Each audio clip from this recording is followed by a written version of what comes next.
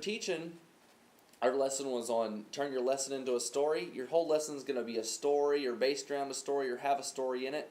But even inside stories, when you get down to the point and you're making application to the kids and you're giving the moral of the story, you can have a story inside of a story. You can have an illustration of the truth that the story brought about, and you can be telling your story about Jerry, and then you can then talk about Jesus and what he did for you, and then you can tell a story about John and how he disobeyed his parents and he got punishment, and we disobeyed God, and so we deserve punishment, or something like that. So don't just use stories, use illustrations, use ways to communicate truth.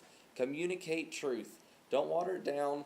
Don't stop with anything less than the best and be the narrator of the story. Stop and teach what would happen. Stop and tell the moral. Make sure you communicate the truth of the Bible.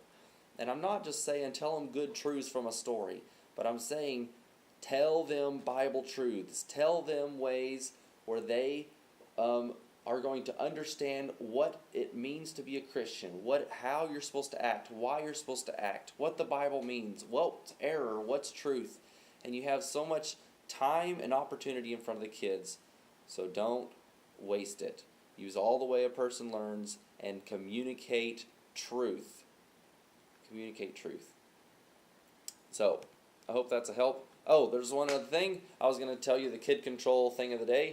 Kid control tip of the day is to, what I like to do is, if the kids aren't paying attention, one of the many things that you have available in your repertoire when kids aren't paying attention, you have to set this up at the beginning. You don't set it up in the middle of a lesson, but you want it available so quickly. It's, I call it, you just say eyeballs, and like the kids are going, and you set it up at the beginning where you say, eyeballs, and all the kids respond with a loud click, and they go silent, they go absolutely silent, and they look at your eyeballs, and you go, and make sure everybody's staring at you and glued on you. And so in the middle of a lesson, in the middle of anything that the kids are doing, just playing with their neighbor, or shaking their hands, or bothering somebody, in the middle of a lesson, you can just go, eyeballs! And click. Okay, that sounded kind of dumb.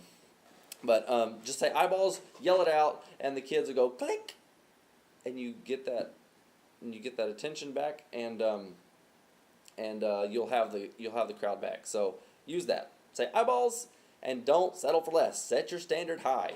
We went over that, and they will rise to the expectation along with communicating truth and them learning. So, I hope that helps. Communicate truth and grab their attention.